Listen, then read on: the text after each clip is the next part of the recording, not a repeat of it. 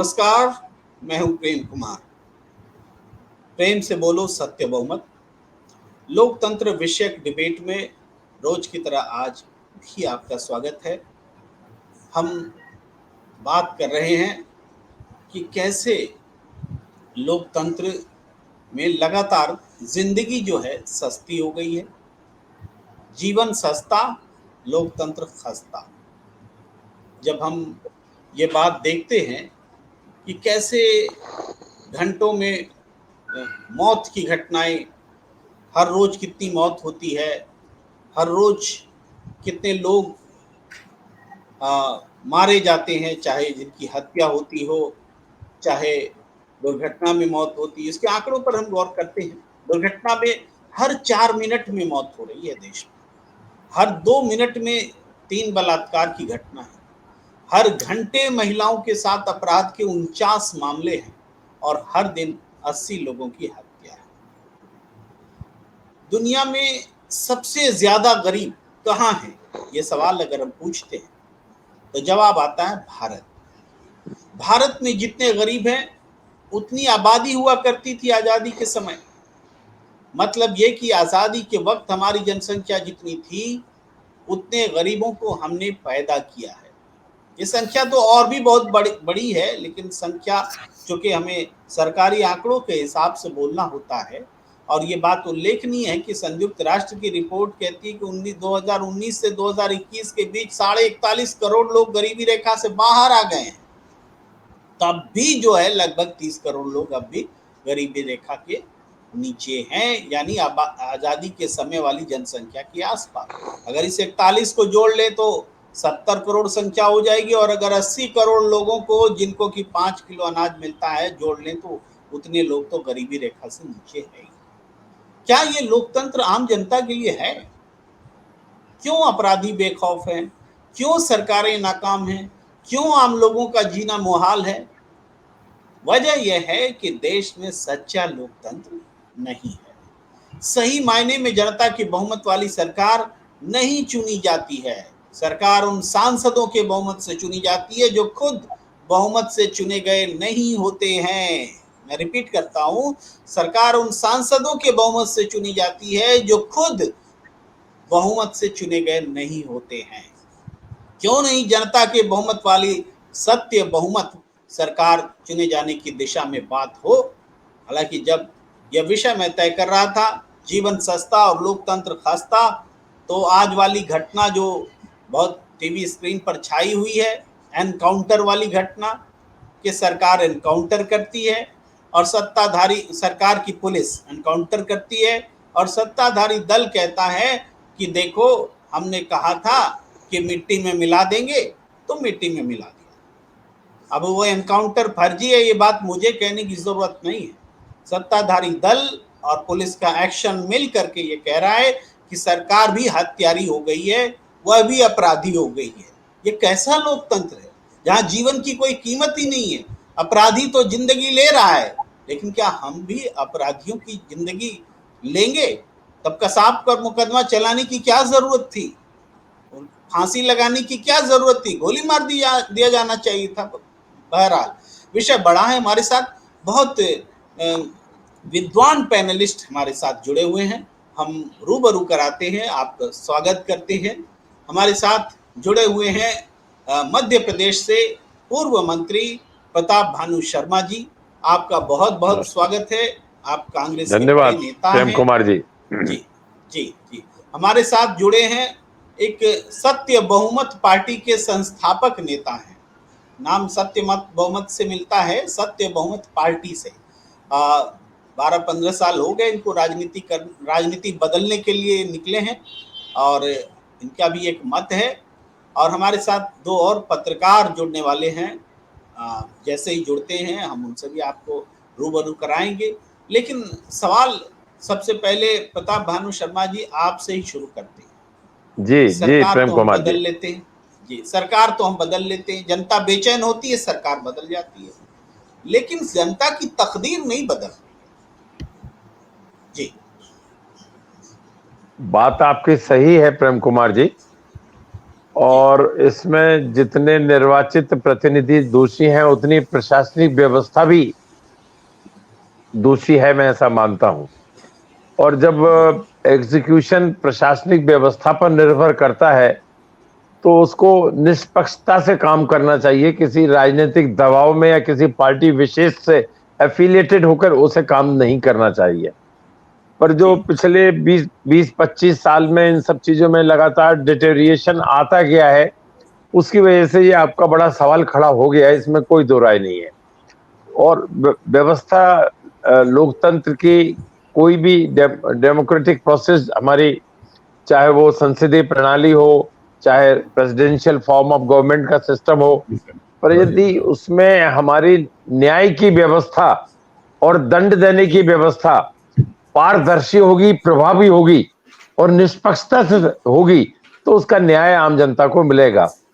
आज आपने एक उदाहरण दिया, क्या हुआ, अतीक अहमद के लड़के को साथ में एनकाउंटर बताकर मार दिया गया और सरकार पीठ ठोक रही है। सबके दिलों में संदेह हुआ है वो घटना होने के बाद में कि भाई यदि उसका बाप दोषी था या किसी और पे उस पर मुकदमा चल रहा था तो उस पे उसी तरीके से उसका जवाब दिया जाना चाहिए था। सरकार का या प्रशासन का ये काम नहीं है कि एनकाउंटर बताकर उसको जमीन दोज कर दिया जाए। न्याय प्रणाली किस बात के लिए है, न्यायपालिका किस बात के लिए है, संविधान क्या कहता है? आपने तो संवैधानिक व्यवस्थाओं को धता बता दी। संविधान हमारी ताकत है, देश की ताकत है, देश को संचालित करने का एक सबसे पारदर्शी और प्रभावी तरीका है संविधान में, उसका उपयोग क्यों नहीं किया जा सकता? हर एक की जिम्मेदारियां बटी हुई हैं हमारे संविधान में। प्रताप भानु शर्मा जी, अभी हाल में 1-2 दिन पहले ही समाजवादी पार्टी के नेता को पुलिस ने बंद किया था और यूएपीए लगा दिया था। सुप्रीम कोर्ट ने फटकारा है उत्तर प्रदेश से की सरकार को कि डीएम कैसे ऐसा कर सकते हैं, तो किस आधार पर ऐसा किया गया। और एक समाजवादी पार्टी के नेता को, जो कि अल्पसंख्यक समुदाय से थे, सुप्रीम कोर्ट ने पूछा है। लेकिन क्वेश्चन ये है कि सुप्रीम कोर्ट पूछ लेता है, डीएम ने बेवजह एक व्यक्ति को जेल में डाल दिया और वो परेशान हो गया, लेकिन डीएम पर कुछ हुआ नहीं, पुलिस पर कुछ हुआ नहीं। भाई सुप्रीम कोर्ट कहता है एंकरों को हेट स्पीच नहीं बढ़ावा देना चाहिए। अरे बोलने से क्या होता है, रोक कहाँ रहे हैं आप कर कहाँ रहे हैं? तो हम ये कह रहे हैं कि डेमोक्रेटिक जो ताना बाना हम जिसको दुनिया का सर्वोच्च डेमोक्रेसी बताते हैं, वो यहाँ तो कुछ हो ही नहीं रहा है, डेमोक्रेसी की खिल्लियां उड़ाई जा रही है। तो क्यों हम इस कारण को निकालना चाहते हैं? जी देखिए प्रेम कुमार जी, आप भी काफी डिबेट में रहते हैं और सब चीजों के ज्वलंत मुद्दों पर अपडेटेड भी रहते हैं। मैंने हमेशा आपको डिबेट में सुना है और देखा भी है। जब हम ये देख रहे हैं कि सत्ताधारी दल बिल्कुल मनमाने तरीके से संविधान की व्याख्या कर रहा है, मनमाने तरीके से विरोधियों को दबाने की कोशिश कर रहा है और कानूनी प्रावधानों का मिसयूज करके राजनीतिक दबाव बनाकर उनको षड्यंत्र पूर्वक विपक्ष के नेताओं को, प्रशासन को और अब तो जुडिशरी में भी जो हमारी इंस्टीट्यूशंस हैं उनमें भी हस्तक्षेप करने की कोशिश है। परंतु यदि सुप्रीम कोर्ट का रुख इसमें निष्पक्षता के साथ है तो उसकी हमें दिल से प्रशंसा करना चाहिए। एडवाइजरी रूप में ही सही, सुप्रीम कोर्ट सही दिशा तो दे रहा है। सुप्रीम कोर्ट का जजमेंट या सुप्रीम कोर्ट के डिसीजन से कम केंद्र सरकार हिली हुई तो है, बिल्कुल मदमस्त हाथी की तरह तो नहीं, अंकुश तो है। अब अंकुश कितना चलता है महावत का अंकुश मदमस्त हाथी पर, यह देखने की बात है, नहीं तो व्यवस्था में परिवर्तन जरूरी है। जी जी, मैं अब सत्यदेव चौधरी साहब को जोड़ना चाहता हूं। चौधरी साहब, आप सुन रहे हैं, प्रताप भानु शर्मा जी वरिष्ठ कांग्रेस के वरिष्ठ नेता हैं और मंत्री रहे हैं। उन्होंने एक सरकार को समझा है, पार्टी को समझा है, सत्ता में जब थी कांग्रेस तब भी, विपक्ष में रही तब भी, स्टेट लेवल पर, नेशनल लेवल पर, वो उनको आपने सुना। चौधरी साहब, आपको क्या लगता है ये व्यवस्था बदलेगी कैसे, या ये चीजें हो रही हैं तो इसका ठोस कारण क्या है? मतलब लोकतंत्र टूट रहा है लोकतंत्र के रहते हुए, तो क्या लोकतंत्र है जो टूट रहा है? धन्यवाद प्रेम जी। जी देखिए, कांग्रेस ने अंग्रेजों की गुलामी से हमें आज़ादी दिलवाई। कांग्रेस ने लोकतंत्र राजनीतिक व्यवस्था दी, धर्मनिरपेक्षता भी दी, संविधान भी दिया, परंतु एक चूक मैं जहाँ तक समझता हूँ कि वो कांग्रेस ने करी कि जिस राजनीतिक व्यवस्था के अंदर ना चुनाव से पहले और ना ही चुनाव के पश्चात हम इस बहुमत का फैसला नहीं कर पाते। 75 सालों से हम देख रहे हैं कि चुनाव हो जाने के पहले भी और चुनाव हो जाने के पश्चात भी बहुमत किस चिड़िया का नाम है, ये हमें नहीं समझ में आता। और उसी का कारण है कि चुनाव होने के पश्चात गरीब मतदाताओं ने, जिन्होंने मतदान किया, वो अलग थलग रह गए और जो बहुमत का फैसला है वो चंद सांसदों इस बात को समझाया जाए चौधरी साहब कि जनता कैसे बहुमत का फैसला नहीं कर पा रही है। जी हाँ, मैं उसी पॉइंट के ऊपर ही आ रहा हूँ कि चुनाव हो जाने के पश्चात बहुमत का फैसला रह गया सिर्फ चंद विधायकों या सांसदों के आधार के ऊपर। वो लोग और वो कुछ चंद लोग सांसदों के बहुमत से जब सरकार बनेगी तो उसमें सांसदों का कोई योगदान उसमें नहीं है। उसमें तो फिर धनबली और दबंगी लोग बीच के अंदर आ गए और इसी वजह से ये सब सांसदों की खरीद फरोख्त, भ्रष्टाचार का लेन देन, अपराधियों को टिकट और ये सारी बातों का होता है। इसी वजह से हमारा लोकतंत्र खस्ता हो गया और जीवन सस्ता हो गया। तो देखिए, मैं आपको ऐसे बोलता हूँ, इसको बहुमत की बात को ऐसे समझाने की कोशिश करता हूँ कि जब बहुमत की परिभाषा ही नहीं है, भाई साहब बैठे हैं यहाँ पर जो मंत्री रहे हुए हैं, आप मुझे ये समझा दें कि बहुमत चुनाव होने से पहले या चुनाव होने के बाद कहीं कोई स्पष्टीकरण है बहुमत का कि भाई ऐसे बहुमत से हम सरकार बनाएंगे? ना तो बहुमत हम उसको मानते जिसके पास सांसद हैं, ना बहुमत हम उसको मानते जिसके पास वोट ज्यादा चौधरी है। साहब, मैं आपके सवाल को थोड़ा सा स्पष्ट करता हूँ ताकि जी प्रताप भानु शर्मा जी को वो सवाल थोड़ा से एड ऑन के साथ में सुनने को मिले। वो ये कि सरकार जो हमारी बनती है वो सरकार कभी राष्ट्रपति जी के विवेक से प्रधानमंत्री नियुक्त होते हैं। ये संविधान में लिखा हुआ है कि राष्ट्रपति नियुक्त करते हैं, अपॉइंट करते हैं प्रधानमंत्री को। अब उसके बाद में प्रधानमंत्री के जो मंत्री परिषद होता है उसको भी राष्ट्रपति के विल पर ही वो मंत्री रह सकते हैं। ये बातें तो लिखी हुई है, लेकिन किसको अपॉइंट किया जाए प्रधानमंत्री, सरकार कैसे बने, ये कहीं लिखा हुआ नहीं है। नतीजा ये है कि कभी राष्ट्रपति सबसे बड़े दल को बुला लेते हैं, कभी गठबंधन को बुला लेते हैं, कभी प्री पोल अलायंस को और कभी पोस्ट पोल अलायंस को। हालांकि बाद में अदालत ने एक व्यवस्था दे दी जिसके तहत अब प्री पोल अलायंस के अगर बड़ा है तो उसको बुलाया जाता है, लेकिन संविधान में डिसाइडेड नहीं है, लिखा हुआ नहीं है। वही सवाल सत्यदेव चौधरी जी उठा रहे हैं। जी प्रताप भानु शर्मा जी प्रेम कुमार जी, मैंने चौधरी जी को भी सुना। ये बात सही है कि अब अपन देख रहे हैं पिछले कई कठिनाई के दौर से भी हमारी संवैधानिक व्यवस्थाओं को हमने निकलते देखा, चुनी हुई सरकारों को गिरते हुए देखा, जन प्रतिनिधियों को बिकते हुए भी देखा।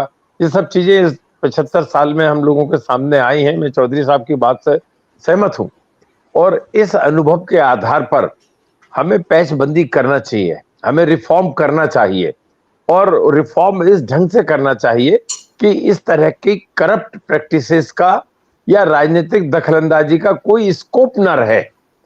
परंतु हम ये देख रहे हैं कि सत्तारूढ़ दल सिर्फ अपने स्वार्थ के नाते मुद्दों से भटकाने की बात करते हैं, संविधान को बदलने की बात करते हैं, कहीं वो हिंदू राष्ट्र की बात करने लग जाते हैं, कभी किसी दूसरे प्रावधानों को बदलने की बात कर जाते हैं। ये किसी भी तरह से बाबा साहब अम्बेडकर के बनाए हुए संविधान के को इस तरह से चुनौती नहीं दी जा सकती और राष्ट्र की जनता को स्वीकार भी नहीं होगा। पर उन कमियों को जरूर दूर किया जाना चाहिए जिनके कारण ये हमारी लचर व्यवस्था हो जाती है, या चुने हुए नुमाइंदे बिक जाते हैं, खरीद फरोख्त हो जाती है, सौदेबाजी हो जाती है। खास तौर से अब दिल्ली में केंद्र में जब से मोदी की सरकार हुई है, हमने देखा है मध्य प्रदेश में क्या हुआ, महाराष्ट्र में क्या हुआ, गोवा में क्या हुआ, कर्नाटक में क्या हुआ, मणिपुर में क्या हुआ, और दूसरे राज्यों में खरीद फरोख्त चुनी हुई सरकार, चुने हुए नुमाइंदों को पैसों की ताकत पर खरीद कर जनता के जनादेश को बदल दिया। इसलिए इस पर गंभीरता से जनादेश मिलना और बहुमत का तो अब यहाँ पर इवेल्यूशन थोड़ा होना सा दोनों जरूरी विचार है। करते हैं जी। प्रताप भानु शर्मा जी यहाँ थोड़ा सा विचार करते हैं और फिर जी सत्यदेव चौधरी जी के पास आते हैं।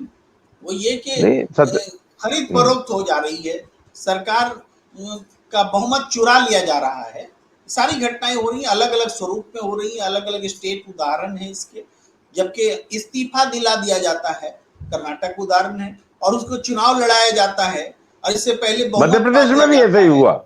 जी। हर एक प्रदेश में होता रहा है। लेकिन जब हम सदन में कहते हैं कि मैजिक फिगर पूरी ताकत का आधा है, जैसे लोकसभा में देखें तो हमको 272 मैजिक फिगर है, तो चाहे जिस परिस्थिति में भी 272 से नीचे मैजिक फिगर क्यों हो जाता है, ऐसा क्यों होता है कि जो उपस्थित सदस्य हैं उनके आधे से ज्यादा ही मैजिक फिगर है?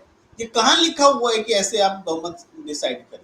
जी सत्यदेव चौधरी साहब। और इसके जिम्मेवार तो देखिए सभी पार्टियां हैं ना, केवल एक पार्टी आज के सत्ता वाले तो इसके खाली जिम्मेवार केवल जिम्मेवार नहीं है, जी जिम्मेवार जी, हम तो लोग रिफॉर्म की बात कर रहे हैं, बिल्कुल जी। हाँ, तो हम रिफॉर्म की हम बात यदि करें तो इस बहुमत का फैसला करिए।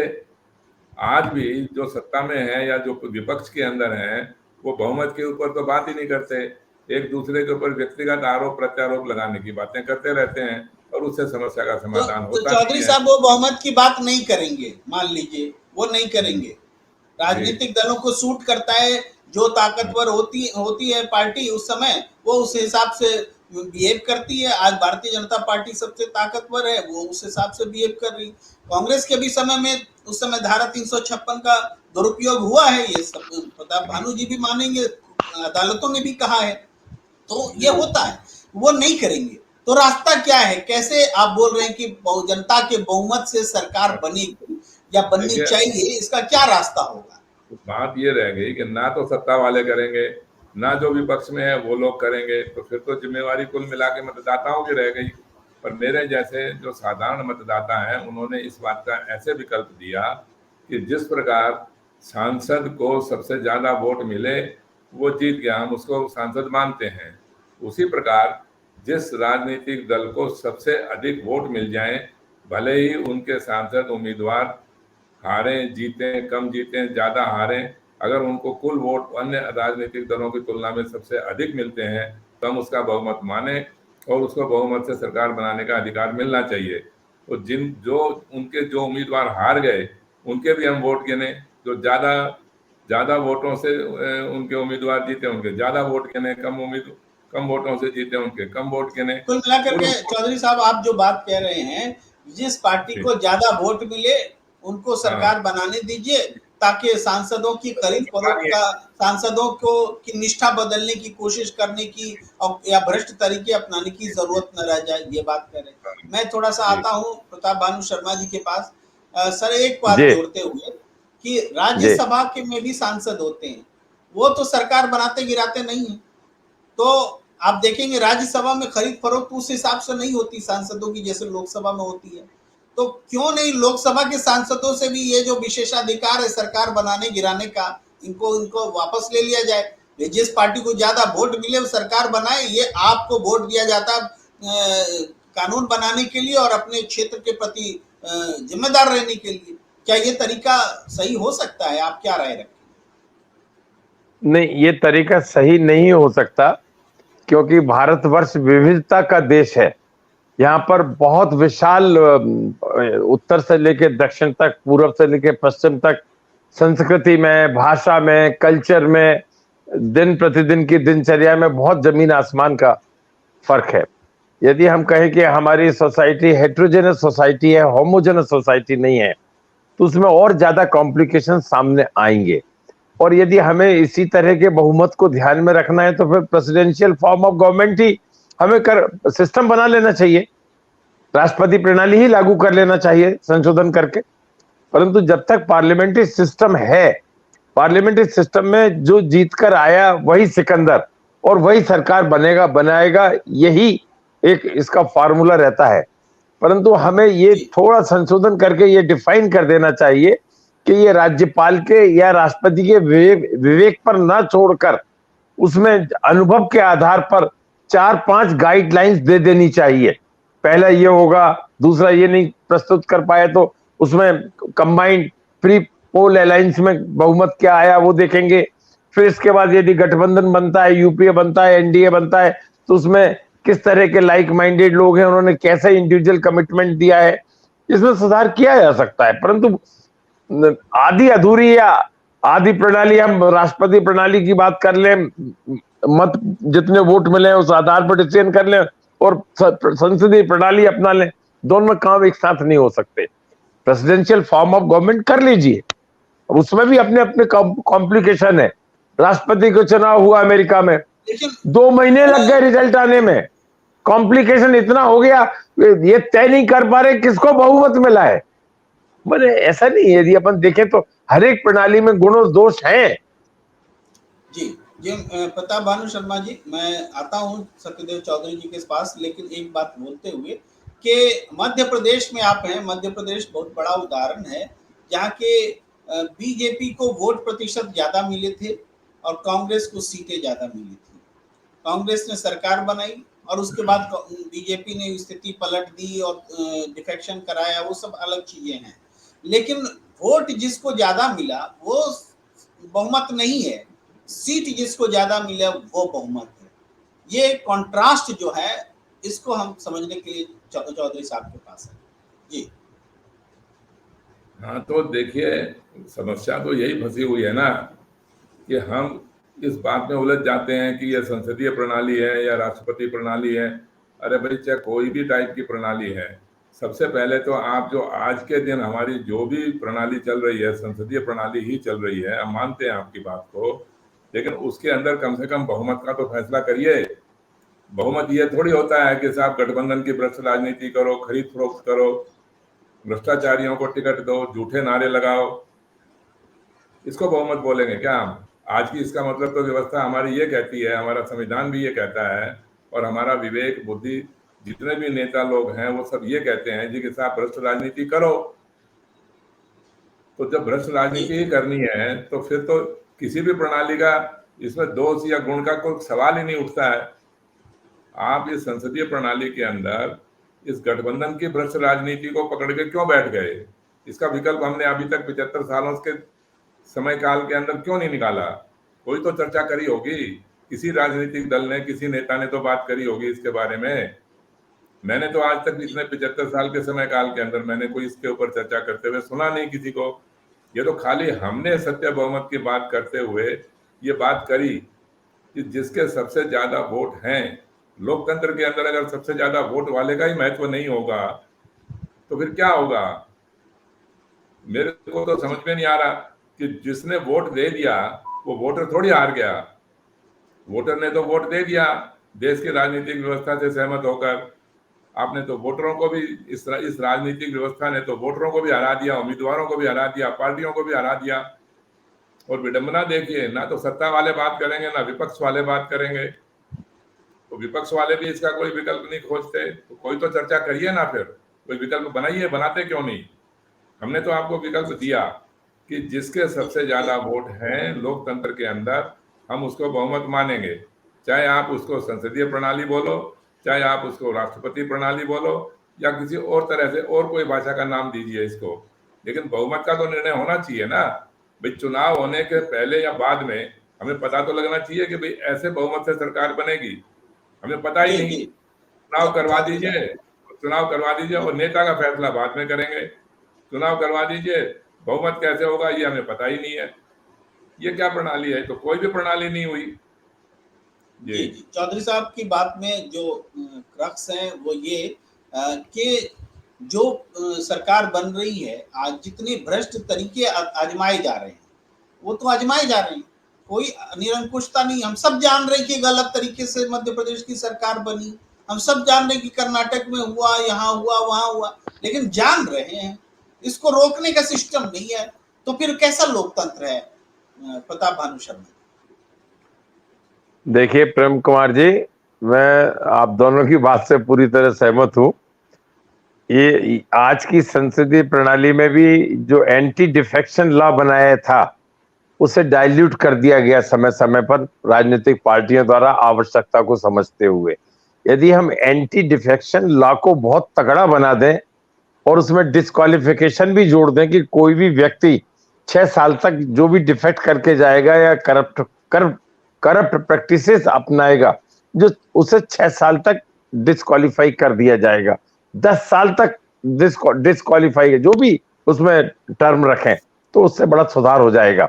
दूसरी बात, जो चौधरी साहब ने कहा कि बहुमत के आधार पर 36% वोट भाजपा को मिले और बाकी 64% राष्ट्रीय चुनाव में, पिछले 2019 के चुनाव में सभी विपक्षी दलों को मिले, तो अब बहुमत किसे माना जाएगा?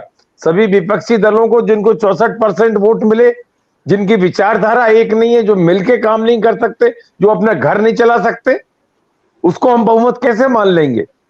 और ये 36% वाले कह रहे हैं कि हम ही जीत के आए हैं, हमारे पास ही बहुमत है, हम ही सरकार चलाएंगे। हमारी ये दुविधापूर्ण स्थिति से तो हमें कोई ना कोई एक अच्छा सॉल्यूशन निकालना पड़ेगा, क्योंकि हम सिर्फ उस आधार पे उसे बहुमत नहीं मान सकते।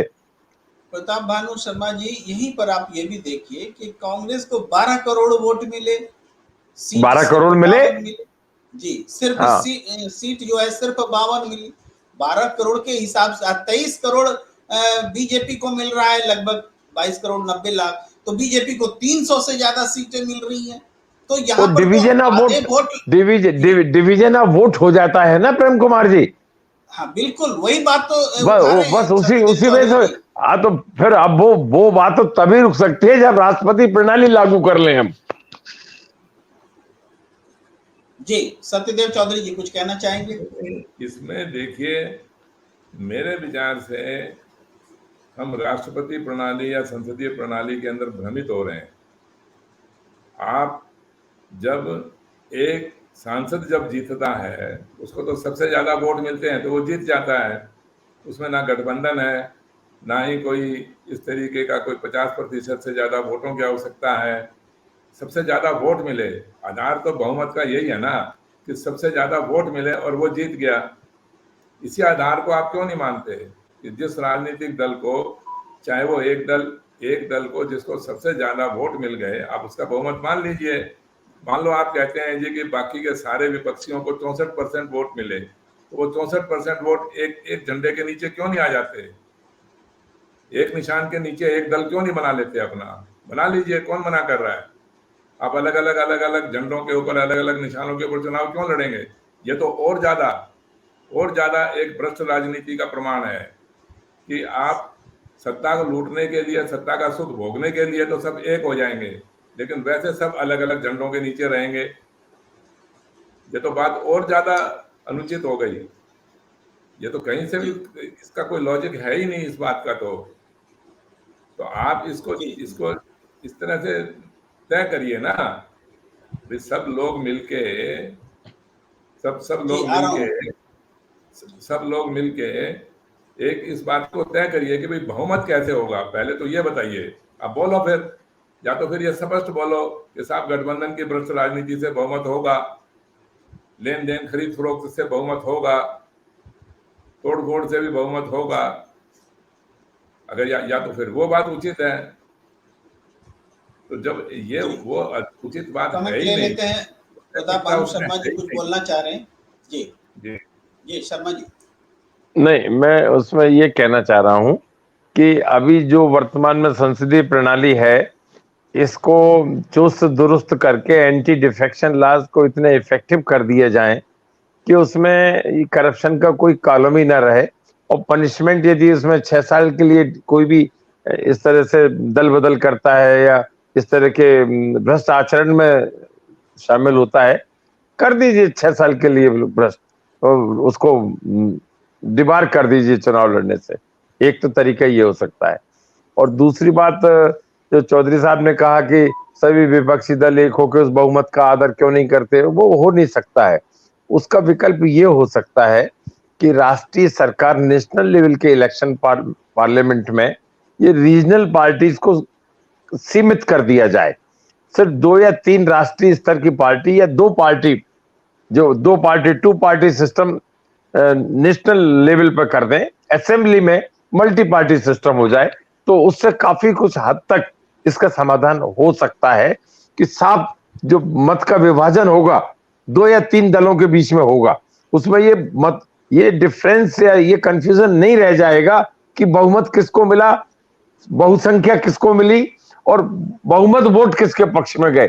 स्थिति बिल्कुल क्लासिफाई होती चली जाएगी। एक तरीका ये भी हो सकता है। बाकी ये हमारे वैधानिकता के हिसाब से देखना पड़ेगा कैसे किया जा सकता है।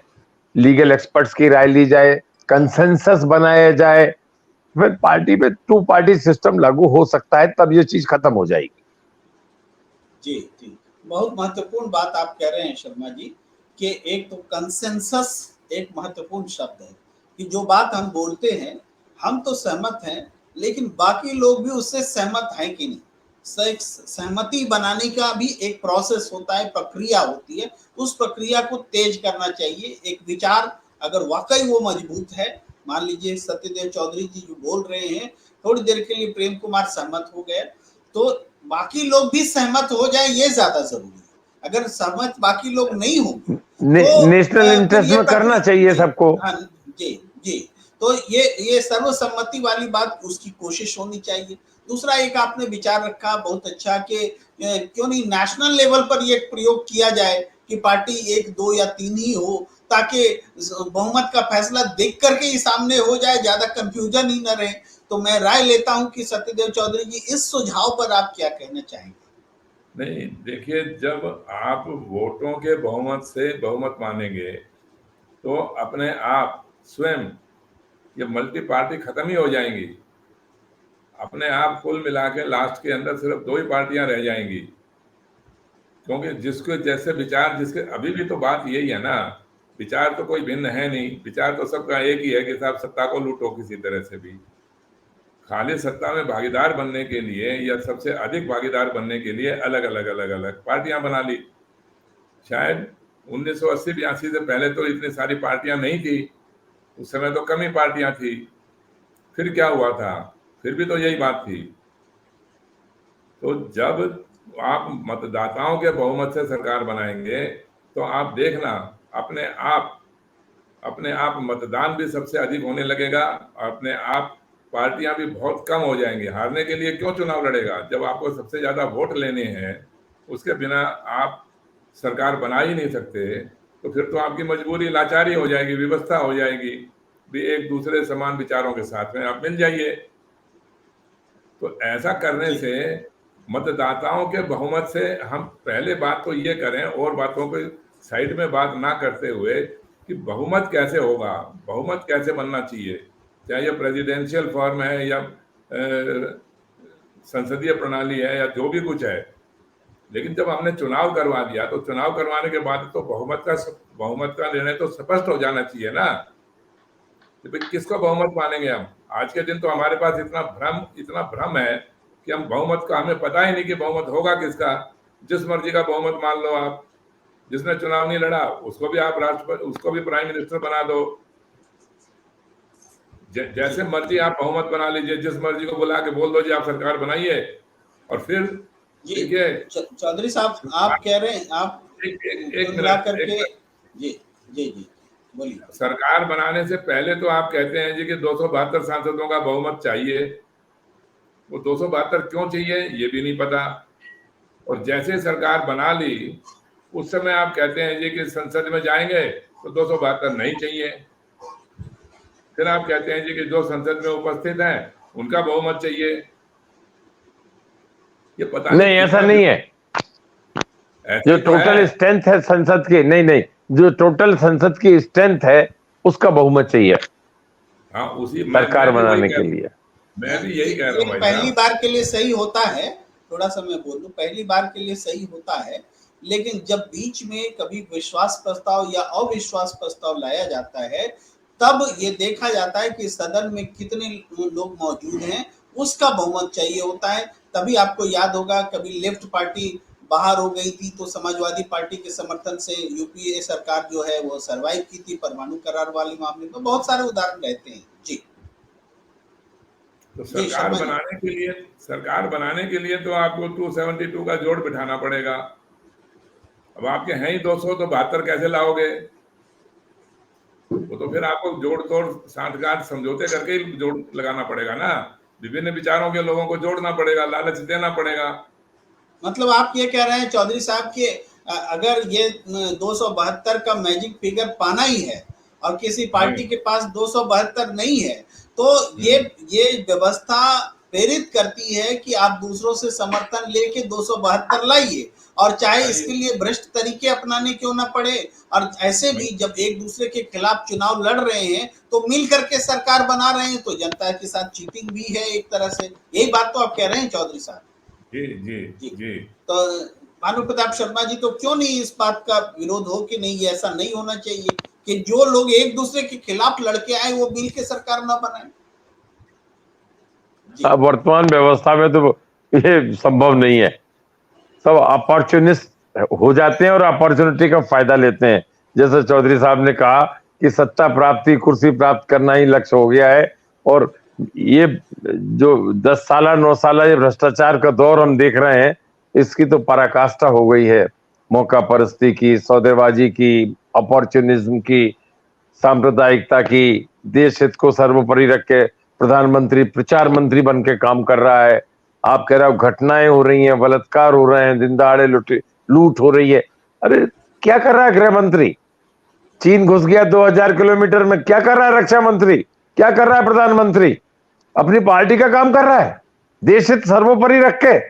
ये सब चीजों पे जब तक उसमें मॉरल कैरेक्टर नहीं होगा, जब तक कोई प्रतिबद्धता नहीं होगी अपने पद के प्रति, अपने निर्वाचन के प्रति, अपनी निर्वाचित जिम्मेदारी के प्रति, इस तरह की मैंने आम जनता में जागरूकता की जरूरत है। ये सब चीजें नहीं चल सकती हैं।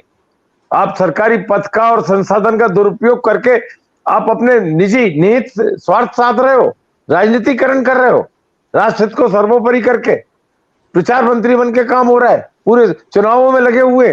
देश कहीं भी जाए, जनता कुछ भी हो, लॉ एंड ऑर्डर कहीं भी पहुंचे, ये डिटेरिएशन अभी देखने को मिला है। इसलिए इन सब चीजों पे भी विचार करने की आप जैसे सब बुद्धिजीवी लोगों को आवश्यकता है। जी जी। तो मैं अब वाइंड अप करूंगा, लेकिन सत्यदेव चौधरी जी कुछ हस्तक्षेप करना चाह रहे हैं, सुनिए। नहीं, जरूर सुनेंगे सत्यदेव जी को। नहीं, देखिए, 75 सालों से ही ये राजनीतिक व्यवस्था है, उसके अंदर कोई बदलाव नहीं हुआ है अभी तक। 75 साल पहले भी यही राजनीतिक व्यवस्था थी और आज भी यही राजनीतिक व्यवस्था है। इसके अंदर आपको देखिए, बिल्कुल गंभीरता से बात करते हुए, और एक व्यक्ति विशेष के ऊपर आधारित आप बात मत करिए। एक व्यक्ति विशेष के ऊपर आधारित बात कर रहे हैं, इसीलिए ये समस्या फंसी हुई है। हमने जिन लोगों ने मतदान किया, जिन गरीब लोगों ने मतदान किया, हम उनको आधार नहीं मानते बहुमत का, हम उनको अलग थलग कर देते हैं। यदि हम उनको भागीदार बना लें, उनको भी हम अपना सहयोगी बना लें सरकार के अंदर, और ये खाली धन बलियों और दबंगियों के प्रभाव से सरकार ना बने, तो ये सारी समस्या का समाधान हो जाएगा। आप इसका नाम जो मर्जी ले लीजिए, नाम से मेरे को कोई आपत्ति नहीं है, आप इसको कुछ भी बोलिए, लेकिन कम से कम एक ऐसी राजनीतिक व्यवस्था तो बनाइए कि जिसके अंदर बहुमत का फैसला हो, समय की बर्बादी ना हो, और हमारे को एक न्यायप्रिय लोकप्रिय राजनीतिक व्यवस्था मिले, जिससे कि सबका गरीबी का, बेरोजगारी का, महंगाई से पीछा छूटे। ये तो देखिए, आज के दिन जो मेरे को तरस आता है हमारे इन नेताओं के ऊपर कि इन्होंने इस तरीके का दिमाग अभी तक बुद्धि विवेक क्यों नहीं लगाया कि जिस राजनीतिक व्यवस्था से हमारे पूरे विश्व के अंदर बदनामी होती है, सब लोग हमारे ऊपर हंसते हैं, फिर भी हम उसका बहुमत का फैसला नहीं कर पा रहे हैं। इसमें है क्या? इसमें तो कुछ भी भेद की बात नहीं है। ज्यादा ज्यादा मतदाताओं के बहुमत से हम सरकार बनाएंगे तो इसमें हर्जा क्या है? आप इसका नाम जो मर्जी रखिए, अब पार्टी एक रहेगी, दो रहेंगी, तीन रहेंगी, जितनी भी रहेंगी तो रहेंगी।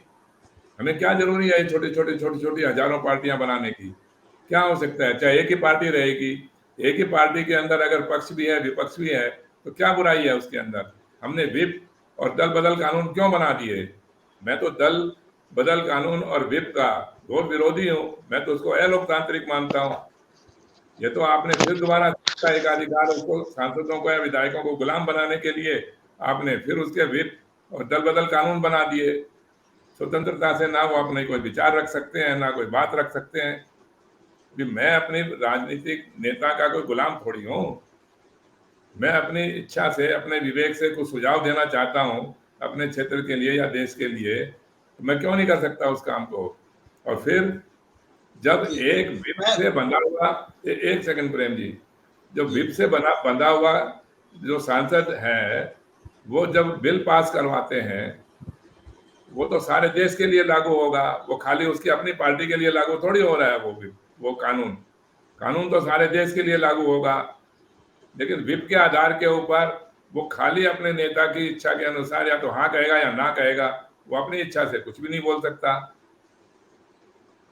तो ये देखिए, आप इसके जो मर्जी इसकी वकालत करते रहिए। ये जो आज की राजनीतिक व्यवस्था है वो हमने एक ऐसी भ्रष्टाचारी राजनीतिक व्यवस्था का आरंभ किया और सारी बातें अच्छी होते हुए भी खाली एक बहुमत का फैसला ना होने के कारण हमने सारी भ्रष्ट राजनीतिक व्यवस्था अपने गले में डाल रखी है। और इसके ऊपर आज भी हम इसके ऊपर विचार करने के लिए तैयार नहीं है। हमने तो देखिए सत्य बहुमत के आधार के ऊपर ये बात स्पष्ट करी है कि मतदाताओं के बहुमत से ही सरकार होनी चाहिए और हम उसी को सच्चा लोकतंत्र और सच्चा बहुमत मानते हैं। सत्य बहुमत हम उसी को मानते हैं जो मतदाताओं के बहुमत से सत्यदेव चौधरी साहब, आपको बहुत बहुत शुभकामनाएं कि आप अपनी बात जो है लोगों को समझा पाए। हमारी भी शुभकामनाएं रहेंगी। लेकिन भानु शर्मा जी एक बात बहुत महत्वपूर्ण और सही कह रहे हैं कि कंसेंसस बनाना किसी विचार के लिए बहुत जरूरी होता है। हम इसे उस प्रक्रिया का ही हिस्सा मान सकते हैं कि हम उस विषय पर चर्चा कर रहे हैं, देश की स्थिति पर और चिंताजनक स्थिति पर चिंता कर रहे हैं, स्थिति बदलने के लिए बात कर रहे हैं। हो सकता है हम यहाँ असहमत हो सकते हैं, लेकिन हमारी बातें किसी और को कुछ और अच्छा सोचने के लिए प्रेरित करे। यही इस चर्चा का महत्व है। तो हम अभी के लिए विदा लेते हैं, इस चर्चा को ही वाइंड अप करते हैं। धन्यवाद। Thank you Prem Kumar ji. जी आपको भी चौधरी साहब नमस्कार। धन्यवाद आपका, बहुत धन्यवाद। बहुत अच्छा लगा आपसे बात करके। जी, हम सबको अच्छा लगा।